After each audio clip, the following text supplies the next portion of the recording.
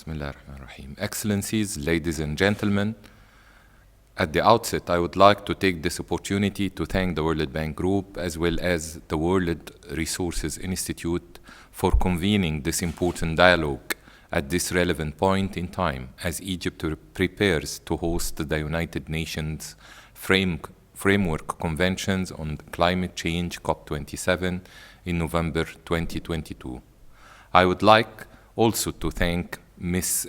Femi Oke for moderating this important panel. Egypt, while emitting less than 1% of the global emissions, has stepped up to the generational challenge of climate change through bearing the responsibility of hosting COP27, paving the way for the global community to thrive and grow green.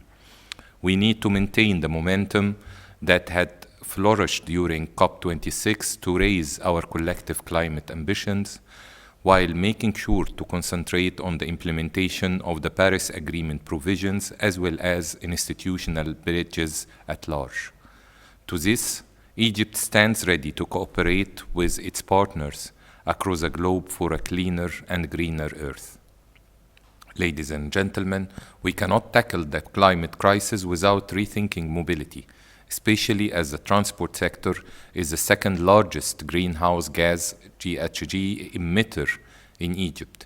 Egypt envisions a green, safe, and seamlessly connected mobility ecosystem that reduces GHG emissions through the expansion of mass transport system, public transportation, and non-motorized transport, including walking and cycling.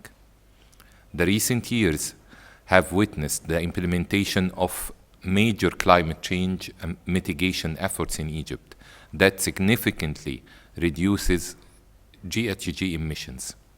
Allow me to take this opportunity to briefly outline Egypt's effort in this regard.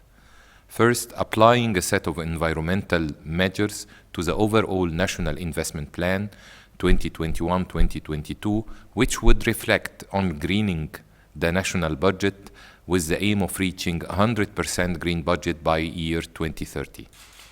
Second, issuing the first ever green sovereign bonds in the Middle East and North Africa worth $700 million to provide new and innovative tools to finance green projects in the areas of waste management, clean transport, renewable energy, among others.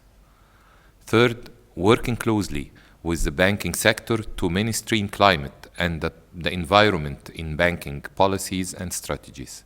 This has resulted in many banks setting up specially designated units dealing with green finance and funding projects relating to protecting the environment and addressing climate change. Fourth, working towards the construction of 2 electrical high-speed monorail lines linking Cairo with new urban communities with a total length of almost 100 kilometers, as well as introducing high-quality service bus systems to attract car users to shift to using public buses that will significantly reduce GHG emissions. Fifth, through the assistance of the World Bank, the Cairo Transport Authority will launch the first 100 electric buses in its fleets. And a presidential initiative was announced in year 2021 towards clean transport to replace old cars for individuals with new cars operating with natural gas, targeting 250,000 vehicles to be replaced in the 3 years with the financial support from the Central Bank of Egypt and Ministry of Finance. These are only some of the efforts undertaken by the government in the past few years and which are already starting to bear fruit. We look forward to further cooperation with our esteemed development partners as well as the private sector to materialize these ambitious policies into projects and programs that would contribute to sustainable development while addressing climate change.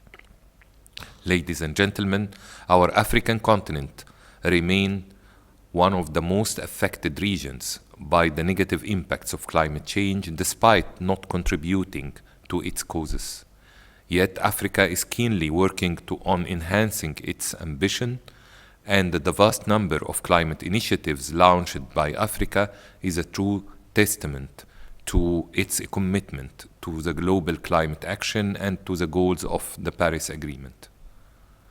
Efforts are needed not only to ensure developing nations receive promised finance, but also to make sure it is used effectively and supported by efforts to do de-risk investments in emerging economies. I am hopeful that this event will contribute to our better understanding of the mutual benefits we can achieve through pushing further the green economy, particularly with respect to greener and more sustainable transportation. I thank you all.